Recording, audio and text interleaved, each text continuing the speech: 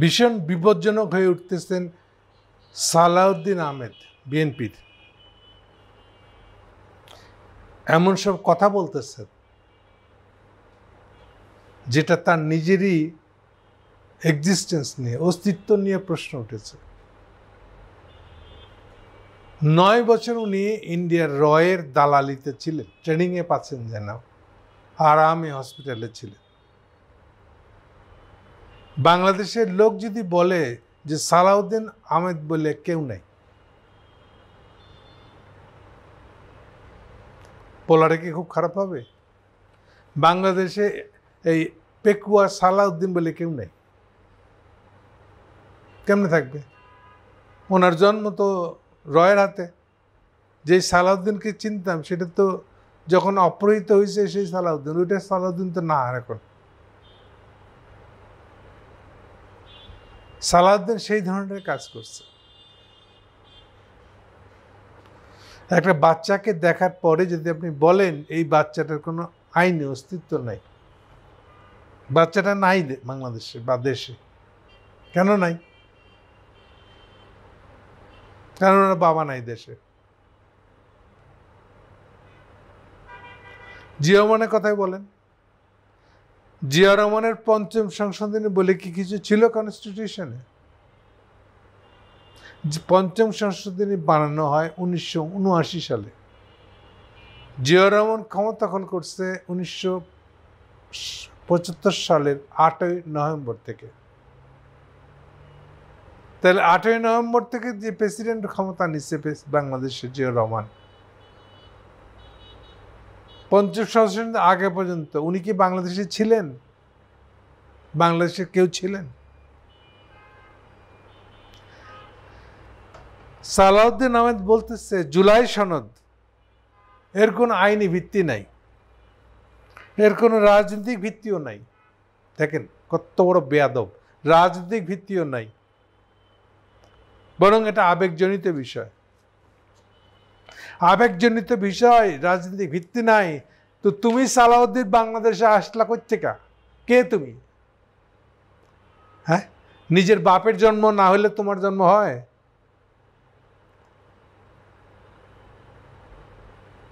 এই আগস্ট বিপ্লব না হলে তুমি কে? দেশে ফিরতে পারতা? ওইখানে মরে পড়ে থাকবা লটকায়। কবর হতো কিনা আমরা বলতে পারবো না। এটা হুঁশ করে কথা বলা উচিত তোমার। আইনি ভিত্তি না, রাজনৈতিক ভিত্তি না। রাজনীতি বুঝা গেছো তুমি? রাজনীতির কি বুঝো? ছিল একটা কেরানি, সেখান থেকে ঠেললে গুতায় হয়েছে বড়জোর একটা জয়েন্ট সেক্রেটারি, একটা অফিস সেক্রেটারি। তারপর ঠেলে গুতায় রয়্যাল এজেন্ট হিসেবে বাংলাদেশে ঢুকায় তুমি এখন হয়ে গেছো বিশাল একটা কুতুব, কনস্টিটিউশনের একটা বিশেষজ্ঞ। হ্যাঁ, এগুলো কেউ জানে না, বুঝে না। সারা জীবন তুমি ছিলে আসলে এস আলমের একটা কর্মচারী। বাংলাদেশে এসে এখন তুমি কইতেছ জুলাই সনদের কোনো আইনি ভিত্তি নাই, রাজনৈতিক ভিত্তি নাই। তোমার কি রাজনৈতিক ভিত্তি আছে? এই জুলাই সনদ না হলে তোমার কি হইতো? একটু নিজের দিকটা হিসাব করো। হ্যাঁ, বিরাট কুতুব হয়ে গেছে, রাজনীতি বোঝা হয়ে গেছে। ৭৯ সালের আগে জিয়া রহমান কে ছিল? তার আইনি ভিত্তি কি ছিল? রাজনৈতিক ভিত্তি কি ছিল? বুঝেছ কিছু? তারেক রহমানে জিজ্ঞেস করো, তার বাপ কে ছিল ৭৯ সালের আগে? ক্ষমতা তো নিচে ৭৫ সালের থেকে। তখন উনি কে ছিলেন? কনস্টিটিউশন আছে এটা কোথাও লেখা?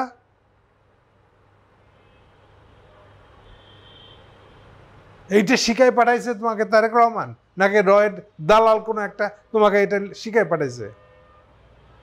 কথা সাবধানে বলো। এমন কথা বলো না যেটা তোমার নিজের বাপ মায়ের আছে কি না তা নিয়ে প্রশ্ন দেখা দেয়।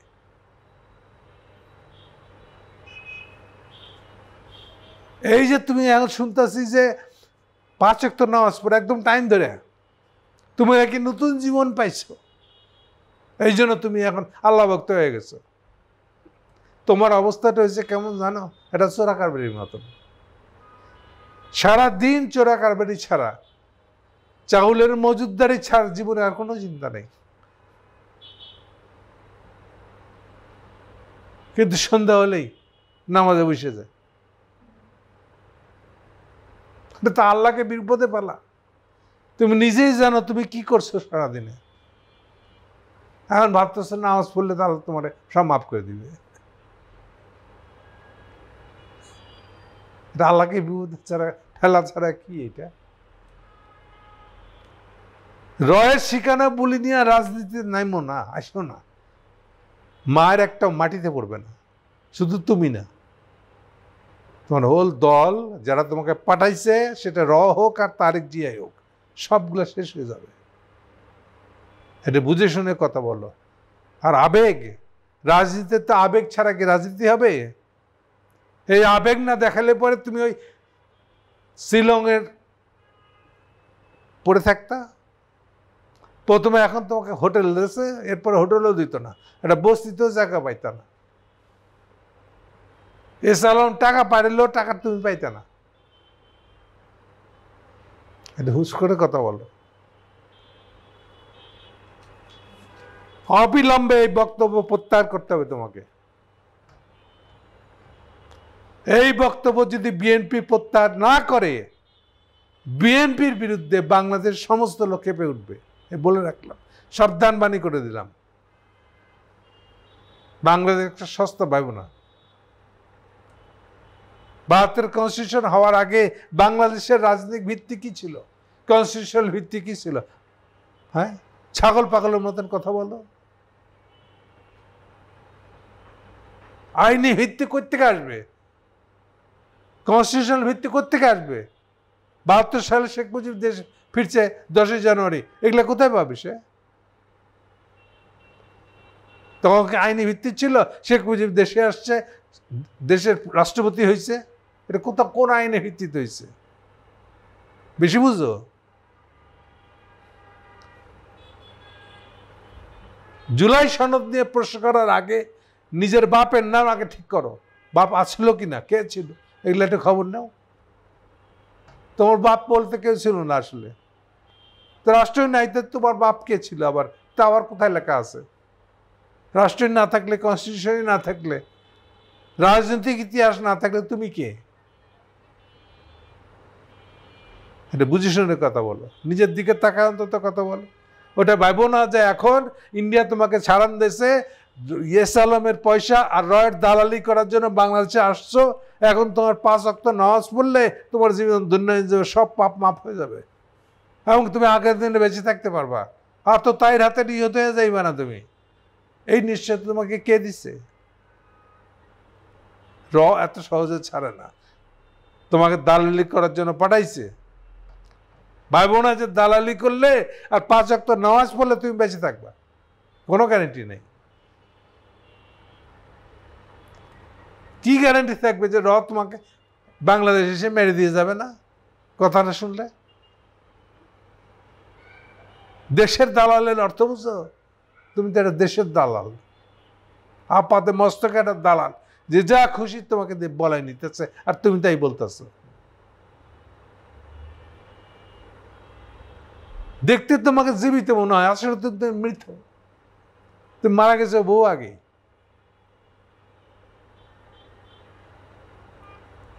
তোমার দল বিএনপিকে বলতেছি, অবিলম্বে এই বক্তব্য তোমাকে প্রত্যাহার করতে হবে, এবং যদি না করো এর পরিণতি তোমাকে ভোগ করতে হবে। Thank you.